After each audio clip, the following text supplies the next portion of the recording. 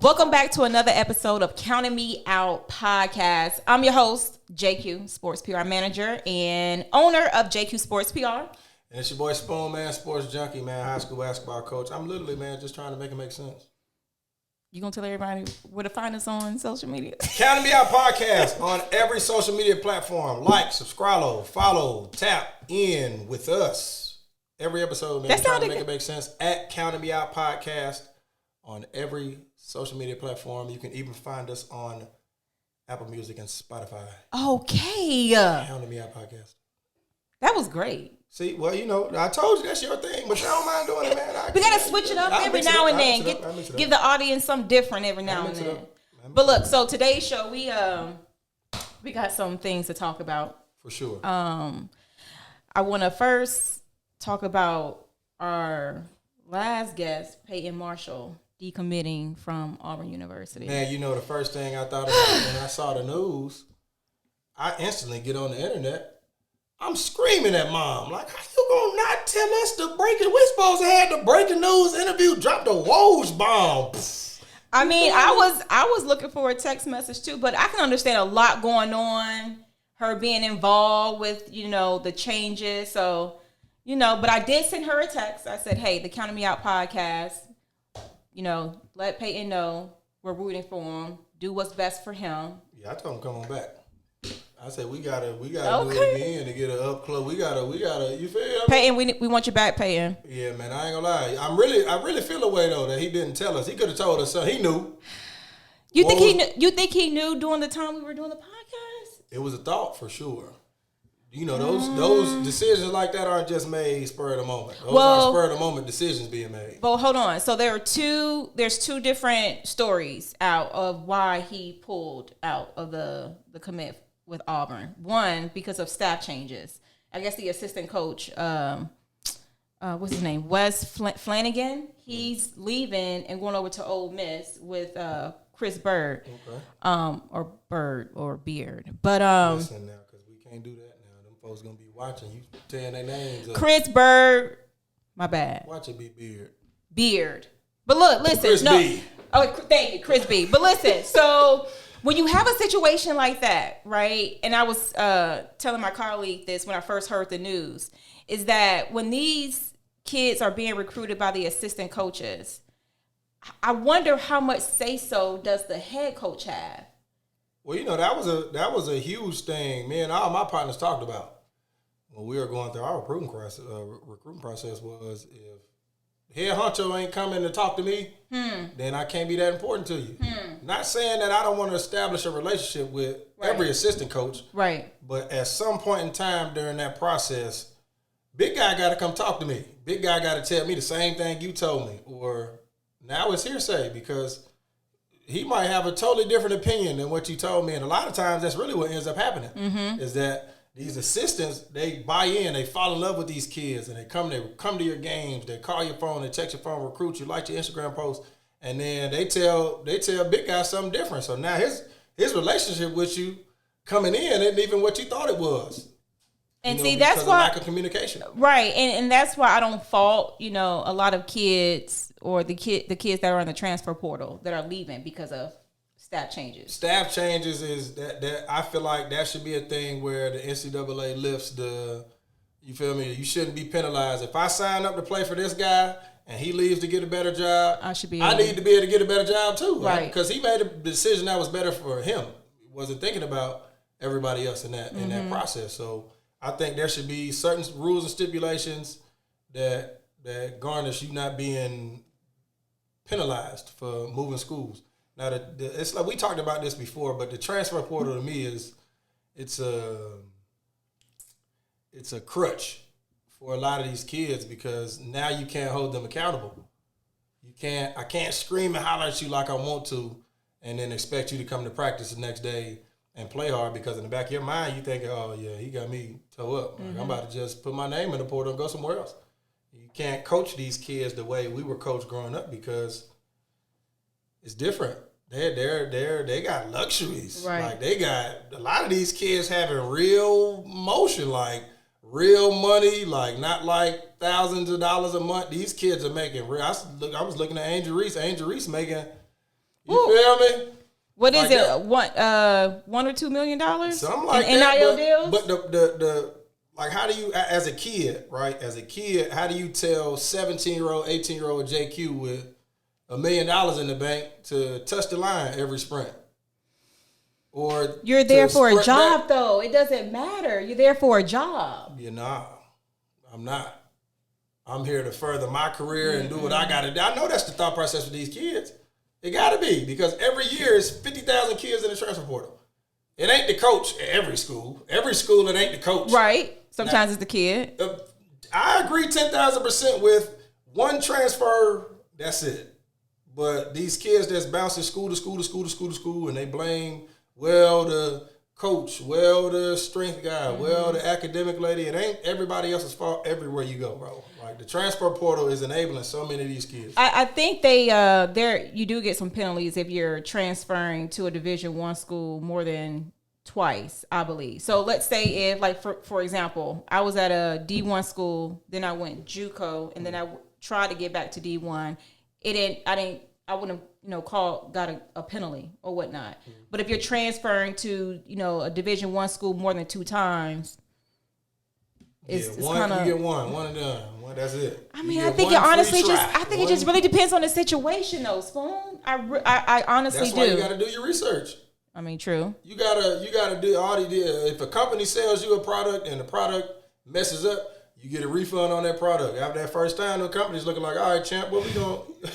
You can't come keep buying. You can't buy the same. You feel me? You can't. The issue can't be my fault every single time. Mm-hmm. All right, the screen cracked. How did it crack? I replaced it this one time, but now you bringing it back with the screen cracked again. Did you drop it? Like, are you throwing it out of the? How's it cracking? Like, and then I don't understand. And I'm also curious too on who's advising these kids. Big thing. That's another thing, man. The circles around these kids. A lot of these people that come around, stay around. They be yes men, yes people. Oh, we're gonna get into that in a second. But I'm gonna be quiet. No, but yeah, I mean, I wonder who's giving these kids the guidance and telling them, well, maybe you should stay, fight through adversity, right? Because I know even with college coaches, they don't want kids in high school that are jumping from AAU team to AAU team. So what's the difference when it comes to the transfer portal? See, right? It's times are different now. Like, we touched on a different episode. We touched on, the popping events around the city when it comes to grassroots basketball. Mm-hmm.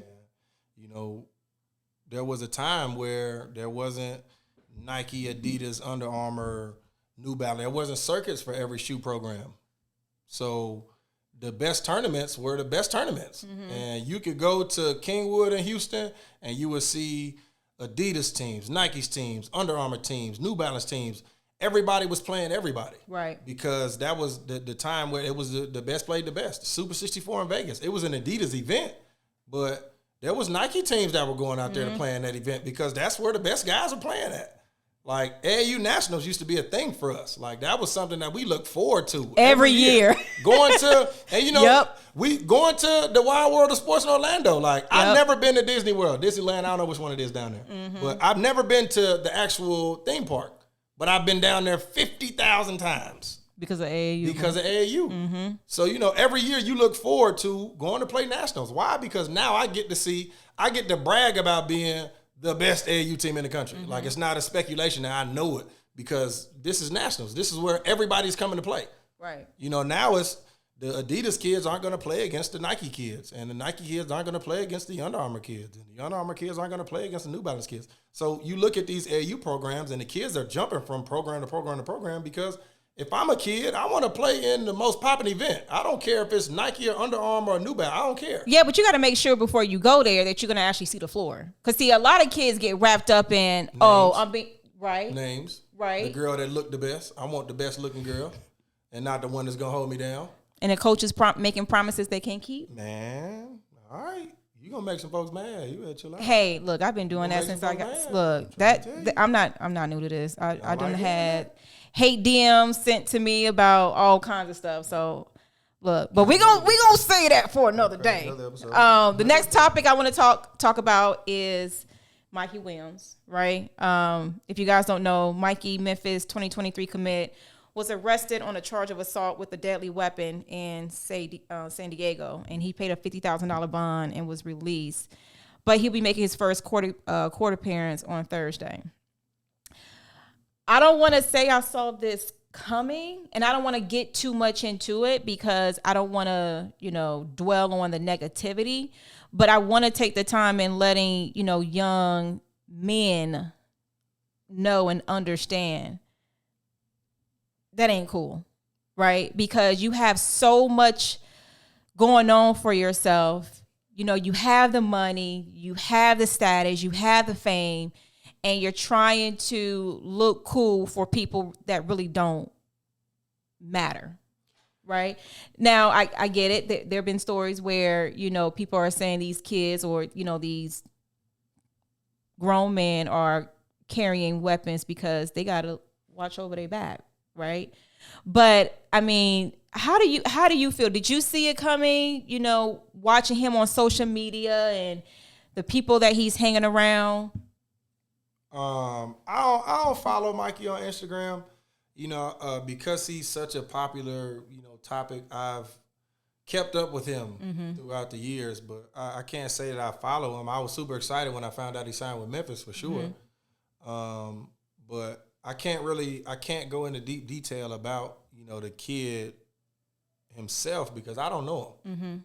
I watch highlight tapes of him. I watch videos of him. I've seen him. I know of him, but it's kind of one of those situations where it's just extremely unfortunate because, one, everybody will never know what happened. Like, we won't ever know exactly what happened. We're going to know what this version or this version or this version of the story is, but we won't know what happened. So he might have been an innocent bystander. I get that, but you still got to be careful what situations you put yourself in. Yeah, I mean, I completely understand. I'm not trying to justify what he did. Because I don't know what happened. Yeah. I saw the headlines. I don't really click on it because I know how the media likes to portray things. Yeah, and spend the media. Information. Some of them headlines were, troubled teen star, and I'm just like, I'm not interested in reading that article, bro, because the narrative is already somewhere where I don't want it to be.